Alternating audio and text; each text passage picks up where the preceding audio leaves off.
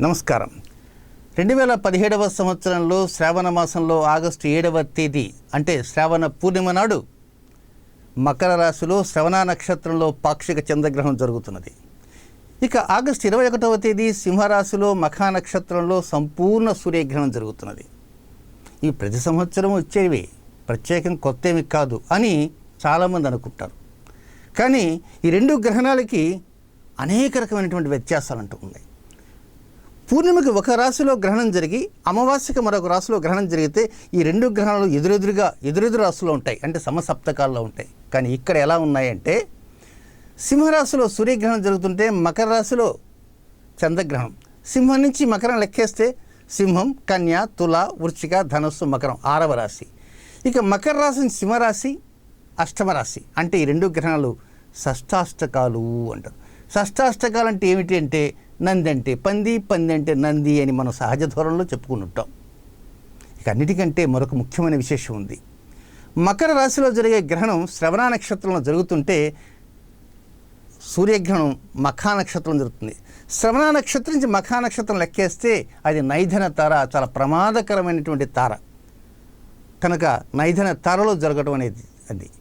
మరొక ముఖ్య గమనిక, ఇది సోమవారం పాడ్యమి, సోమవారం పూర్ణిమ, సోమవారం అమావాస్య వస్తూ 3 కూడా సోమవారాలు వస్తూ సోమవారానికి అధిపతి అయినటువంటి చంద్రుడికి శ్రవణ నక్షత్రం అంటే చంద్రుడి యొక్క నక్షత్రం అనే పాక్షిక గ్రహణంతోనే దాదాపుగా 3 మాసాల అరిష్ట గ్రహస్థితి ప్రారంభం కాబోతున్నది. అంతేకాదండి, ఈ రెండు గ్రహణాల మధ్య ఉన్నటువంటి గ్రహ సంచార స్థితిగతులను ఒకసారి పరిశీలిస్తే నీచ కుజుడు చెంతకు శుక్రుడు రావటము, కుజుడు రాహువు దగ్గర చేరటము, గ్రహణాల తదుపరి శని కుజుల యొక్క వీక్షణలు కొన్ని వ్యతిరేక గ్రహ సంచార స్థితిగతులను చూపిస్తున్నాయి. అలాగే శ్రావణ మాసంలో 18వ తేదీ తర్వాత నుంచి కొంతవరకు భూమి అలా కంపించడానికి కారకం కూడా ఈ గ్రహణాలే తోడ్పడతాయి. సరే, ఏది ఏమైనా మనం ముఖ్యమైన జాగ్రత్తలు అటు పాక్షిక చంద్రగ్రహణానికి తీసుకుపోతున్నాం, ఇటు సూర్యగ్రహణం తీసుకోబోతున్నాం. మరి పరిహారం ఏమిటి, దాని కథ ఏమిటి, దాని కమావిషయం ఏమిటి అని తెలుసుకుందాం. ఇక మఖా నక్షత్రం అంటే దానికి అధిపతి కేతువు. కేతువు మోక్షకారకుడు అంటారు. ఒక వివాహం అయింది దానికి మోక్షం అంటారు. వివాహానికి మోక్షం ఏమిటండి అనుకోవచ్చు.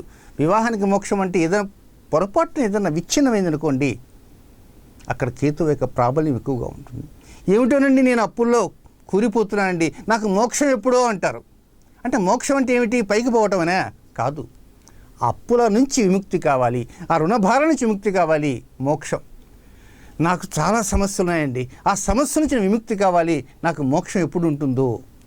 అంటే ప్రతి వ్యక్తి అనేక రకమైన సమస్యలతో సతమతమవుతుంటారు కనుక అలాంటి సతమతమయ్యేటువంటి వారందరికీ ఒక విముక్తి కలగాలి, ఒక మోక్షం కలగాలి. గ్రహణాలప్పుడు కూడా గ్రహణ స్పర్శ తర్వాత విడుపు మోక్షకాలము అంటారు. అంటే పూర్తిగా గ్రహణం విడిచిపోవటం అన్నమాట. కనుక దీనికోసంగా 12 రాశుల వారు ఆచరించాల్సిన పరిహారం ఒకటి ఉంది. అదే దర్భ కంకణం. ఇది దర్భ కంకణం. ఏమిటి దర్భ ఏమిటి, కంకణం ఏమిటి అని మీరు అనుకోవచ్చు. దర్భ అందరికీ తెలిసినటువంటి దర్భ. ఈ దర్భ ప్రతి చోట కూడా దొరుకుతూనే ఉంటాయన్నమాట. ఈ దర్భ 4 రకాల దర్భలు అంటూ ఉన్నాయి ఈ జాతిలో. ఇది ఒక గడ్డి జాతికి చెందినది, కానీ దీనికి ఉన్నటువంటి విలువ చాలా గొప్పది. ఇది చాలా పవిత్రమైనటువంటి, భగవద్గీతలోనే గీతాచార్యుల వారు దీని గురించి చాలా గొప్పగా చెప్పారు. కూర్మపురాణం చెప్పింది, వరాహపురాణం చెప్పింది, పద్మపురాణం చెప్పింది, అన్నిటికంటే ఋగ్వేదం చెప్పింది. అథర్వణవేదం కూడా ఈ దర్భను గురించిన వివరాలు ఎన్నో చెప్పబడ్డాయి. అసలు అన్నిటికీ ఈ దర్భలకి ఒక పర్వదినం ఉందంటే చాలామంది నమ్మరు కూడా. ఏమిటి, రాముల వారికి శ్రీరామనవమి జన్మదినం ఎలాగో పర్వదినం ఎలాగో ఈ దర్భకు కూడా పర్వదినమా అని మీరు అనుకోవచ్చు. ఎస్, భాద్రపద మాసంలో పూర్ణిమ నుంచి అమావాస్య దాకా మహాలయ పక్షాలు అంటారు. పితృకార్యములు చేసేటువంటి ఒక 15 రోజుల కాలం. ఈ 15 రోజుల కాలంలో అందులో బహుళ అష్టమి అంటారు. ఈ 15 రోజుల్లో సెంటర్ పాయింట్, దాన్ని దర్భాష్టమి అంటారు. అంటే ఆ రోజు ఈ దర్భల్ని పూజించాలి అని. చూసారా, 15 రోజుల కాలంలో సెంటర్ బిందువుగా ఉంటుంది.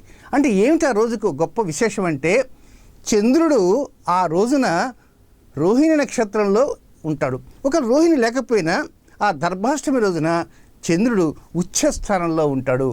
ఆ రోజు విశేషంగా ఈ దర్భల్ని పూజిస్తారు. ఇదంతా కూడా మనకు పురాణాల ద్వారా తెలిసినటువంటి ఘట్టం.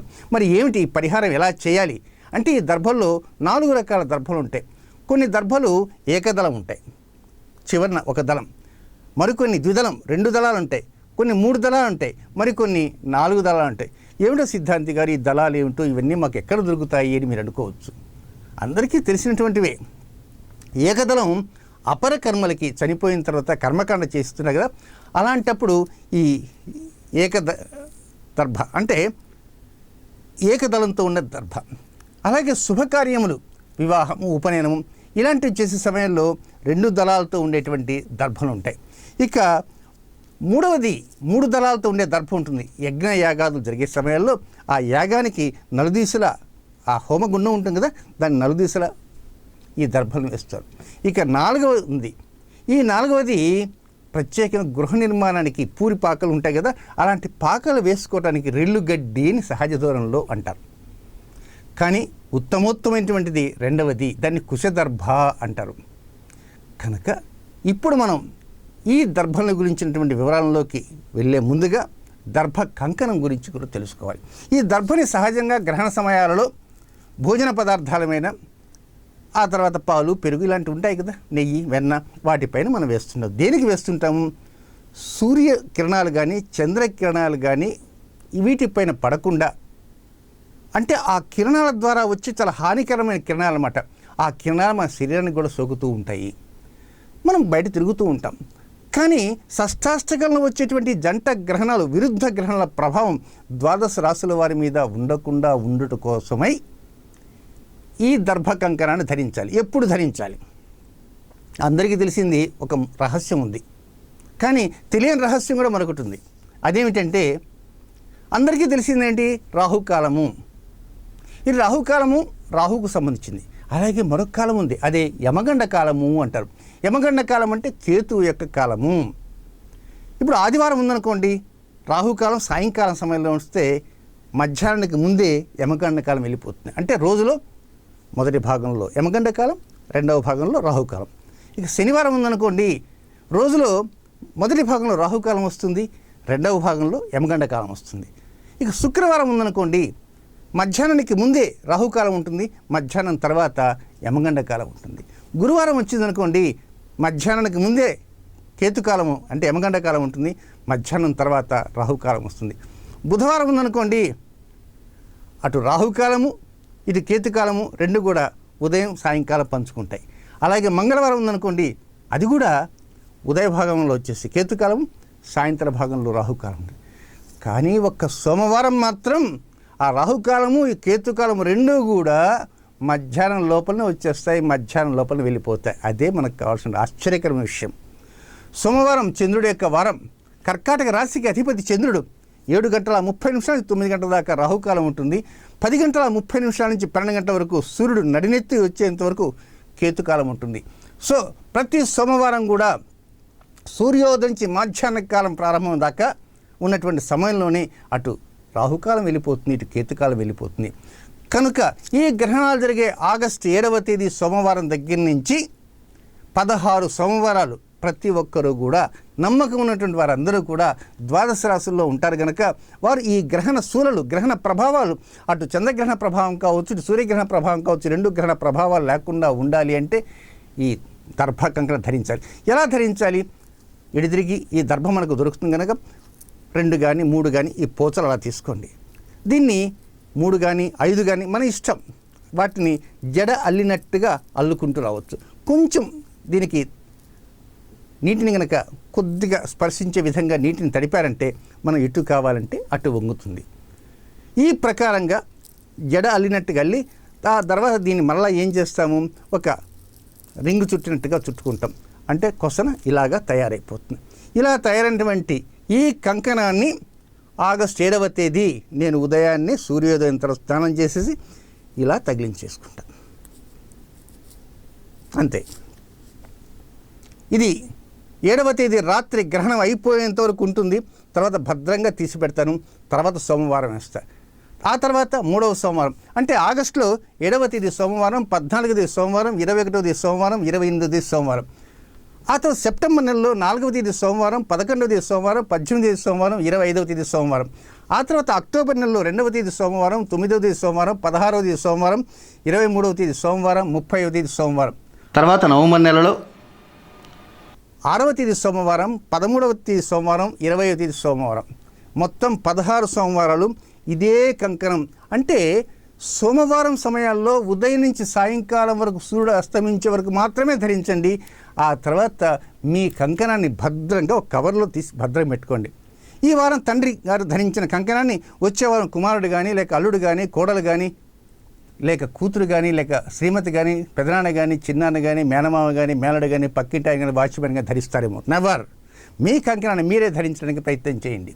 ఈ కంకణాన్ని ధరించాలంటే దీనికి ఉన్న నియమాలు ఉన్నాయా? గర్భవతులు ధరించవచ్చు, వైధవిస్తులు ధరించవచ్చు, అందరూ ధరించవచ్చు. చాలా పవిత్రమైనటువంటిది ఇది. కనుక అలాంటి పవిత్రమైనటువంటి ఈ దర్భ కంకణం ఈసారి వచ్చేటువంటి గ్రహణాలు 2 కూడా షష్టాష్టకాలతో వస్తూ ఒక రాశిలో ఉన్నటువంటి శ్రవణ నక్షత్రానికి నైధన తారతో మఖా నక్షత్రంలో వస్తున్నటువంటి కొన్ని సమస్యల కారణంగా ద్వాదశ రాశుల వారికి వృత్తి, వ్యాపార, ఉద్యోగ, ఆరోగ్య, వాహన, గృహ, మాతృస్థానం, సంతాన స్థానం, వివాహ స్థానం ఒకటే ఎన్నెన్నో స్థానాలు ఉన్నాయి. అన్ని స్థానాలు కూడా అనుకూల ఫలితాలు రావాలంటే కేవలం సోమవారమే చాలు. సోమవారం ఉదయం నుంచి సోమవారం సాయంకాలం వరకు. 7వ తేదీ మాత్రం సోమవారం ఉదయం నుంచి గ్రహణం రాత్రి 12 గంటలకు అయిపోతుంది కనుక అంతవరకు ధరించండి. అదే దర్భ కంకణాన్ని వచ్చే వారం కూడా ధరించడం ప్రయత్నించండి. ఆ విధంగా 16 సోమవారం ధరించండి. 16 సోమవారం ధరించిన తదుపరి దీన్ని ఎక్కడైనా సరే ఒక నీటిలో నిమజ్జనం చేయడానికి ప్రయత్నించండి. ఈ ప్రకారంగా దర్భ కంకణాన్ని మీరు కనుక ధరిస్తూ ఉండండి. అటు పాక్షిక చంద్రగ్రహం, ఇటు సంపూర్ణ సూర్యగ్రహం, ఈ 2 గ్రహాల ప్రభావాలు మానవాళిపై ఉండకుండా, మనం ఆలోచించే విధి విధానాలపైన చెడు ప్రభావం చూపకుండా ఇది ఒక పవిత్రమైనటువంటిది. దీనికి హానికరణం చేసేటువంటి కిరణాలను అడ్డుకునేటువంటి మహత్తరమైనటువంటి దివ్యమైన భవ్యమైన శక్తి ఉందని శాస్త్రవేత్తలే చెబుతున్నారు. కనుక మీరు కూడా ఈ దర్భ కంకణాన్ని తప్పకుండా ధరించండి. ఈ దర్భ అందరికీ బయట దొరుకుతుంది. దీనికి ఎలాంటి GST లేవు. కనుక ఇప్పుడే నేరుగా దర్భను ఎక్కడైనా సంగ్రహించండి. మీరే కంకణాన్నిగా త్వరితంగా తయారు చేసుకుని ఉంచుకోవడానికి ప్రయత్నం చేసేదంటే ఈ ప్రోగ్రాం బయటికి వెళ్ళిపోతుందంటే దర్భ దొరకటమే డిమాండ్గా ఉండేటువంటి అవకాశాలు ఉంటాయి. కనుక మా ప్రేక్షక మహాశైలందరూ ఈ దర్భ కంకణాన్ని జాగ్రత్తగా ధరిస్తూ ఉండండి. దీనికి ప్రత్యేకమైనటువంటి నియమాలు అంటూ లేవు. ఋతు సమానమైనటువంటి స్త్రీలు మాత్రం ధరించవద్దు.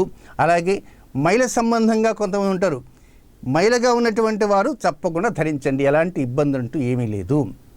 కనుక మీరందరూ కూడా ఈ దర్భ కంకణం ధరించి అటు పాక్షిక చంద్రగ్రహణం, ఇటు సంపూర్ణ సూర్యగ్రహణం, ఈ 2 గ్రహణాల వలన వచ్చేటువంటి ఫలితాలను సంపూర్ణంగా అడ్డుకునే విధంగా ఈ దర్భ కంకణం ఉంటుంది. కనుక మీరందరూ కూడా ధరించండి. చక్కటి ఫలితాలని స్వాగతించడానికి ప్రయత్నం చేయండి.